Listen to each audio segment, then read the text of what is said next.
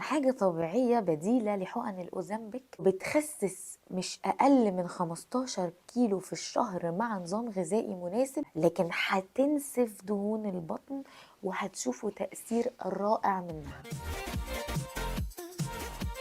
آخر الأبحاث توصلت إن خلط مادة الكافيين مع مادة اسمها كلوروجينيك أسيد بيديني فاعلية خطيرة لحرق الدهون، بيخلي الجسم مكنة لحرق الدهون، يزود معدل الحرق، وكمان بيأثر على الدهون اللي على الكبد ويحرق الدهون في منطقة البطن. وده طبعا يهم الستات اللي لسه والدة وملوش اي علاقة بالرضاعة، امن جدا، ويهم الناس اللي عندها دهون على الكبد، ويهم الناس اللي بتحاول تخسس منطقة الكرش. اهم مصدر للكافيين اقدر ان انا استخدمه في التجربة دي هو القهوة، واهم واكثر مصدر مركز فيه الكلوروجينيك اسيدز هو الليمون.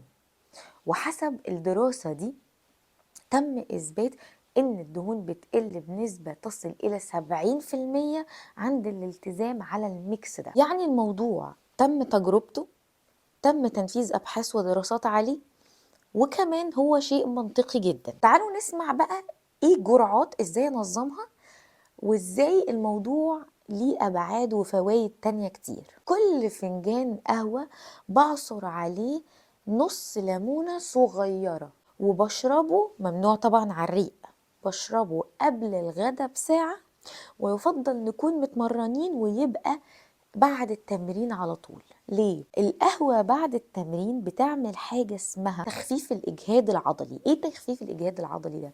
لما بتمرن وبعمل مجهود مبالغ فيه بيتجمع حمض اسمه لاكتيك أسيد على العضلات، بيعمل تشنجات مبالغ فيها، وده اللي بنسميه الشد أو الوجع العضلي بعد التمرين. تيجي القهوة سبحان الله بكمية الفوائد بتاعتها تكسر لي اللاكتيك أسيد ده اللي بيسبب الإجهاد العضلي بعد التمرين أو بعد الماسل تيرنج، فبالتالي هنلاقي راحة كبيرة. وعلى فكرة ده عن تجربة، أنا الفترات اللي اتمرنت فيها كان تمرين مكثف، كانت القهوة هي الحاجة الوحيدة اللي تخليني أقدر أقف على رجلي بعد التمرين. مش بس كده، النقطة دي هتساعدني في إيه؟ فاكرين زمان لما اتكلمنا إن التمرين المبالغ فيه واحد من أسباب الصلع الوراثي، لأن الإجهاد العضلي بتاع الماسل تيرنج أو تمزق العضلات اللي بيتجمع فيه اللاكتيك أسيد بيحفز إفراز إنزيم اسمه 5 ألفا ريدكتيز اللي بيفرز وقت الطوارئ.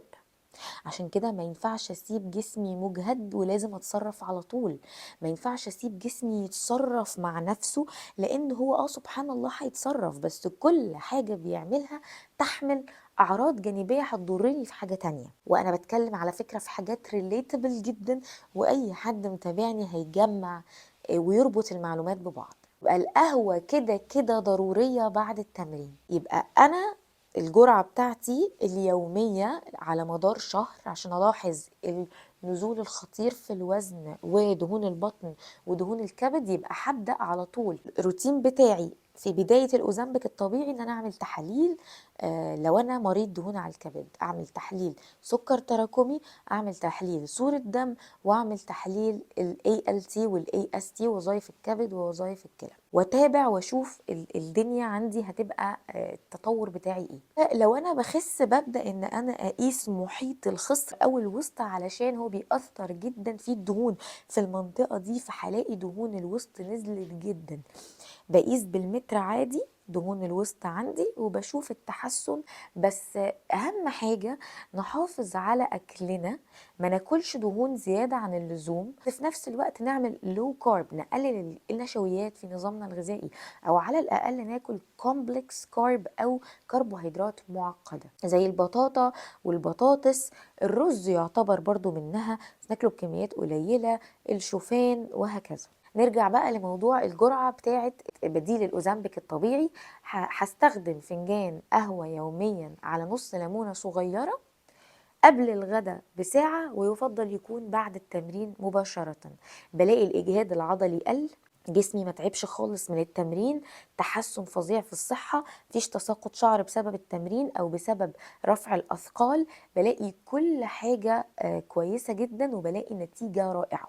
هل في أي دواء أو مكمل غذائي يتعارض مع الأوزمبيك الطبيعي ده؟ مفيش أي حاجة، دي جرعة قهوة طبيعية بضيف عليها بعض الكلوروجينيك أسيد، المواد الفعالة المفيدة اللي موجودة في الليمون، وفورا بلاقي نتيجة فعالة في نزول الوزن، في زيادة الحرق، في نزول الدهون على الكبد، وفي نزول دهون البطن والكرش والبطن السفلية، وكمان تحسن الصحة وتقليل الإجهاد العضلي وزيادة الطاقة وحاجات كتير قوي. وكمان لو أنا بتمرن بتقي شر حدوث صلع أو تساقط للشعر، يبقى دي حاجة مهمة جدا إن احنا نلتزم عليها. مستنياكم تجربوها ومش هتتأخروا طبعا في النتيجة في الكومنتات، لأن النتيجة بتاعتها هتطلع يمكن من اول اسبوع او من اول شهر. فمستنياكم تبداوا وتعالوا نعمل تحدي كلنا مع بعض في خلال شهر. اللي هيدخل في الكومنتات يقول لي انا استخدمت فعلا الاوزامبيك الطبيعي مع نظام غذائي مناسب وبالتحاليل وبقياس الوسط والوزن فعلا نزلت في الوزن وفي المقاسات، ليه عندي هدية كبيرة جدا، وهو زيت المكسرات المعجزة. ومش بقول كده عشان هو الزيت تصنيعي، لكن هو فعلا بديل الوحيد للمينوكسيديل اللي بينبت الشعر وبيقاوم الصلع الوراثي، الوحيد اللي يحمل نتيجة المينوكسيديل ويمكن اكتر كمان. اللي هيخش ينفذ التحدي ده ويديني النتائج بتاعته ليه هدية عندي هيشكرني عليها قدام. فانا مستنياكم اسالوني اللي انتوا عايزينه في الكومنتات، هرد عليكم في اول ساعة من ننزل الفيديو. اعملوا فولو على السوشيال ميديا علشان هناك بننزل كونتنت، بنعمل اسك، بنتكلم مع بعض بشكل اقرب وبنتواصل. بالتوفيق للجميع، اشوفكم الفيديو الجاي.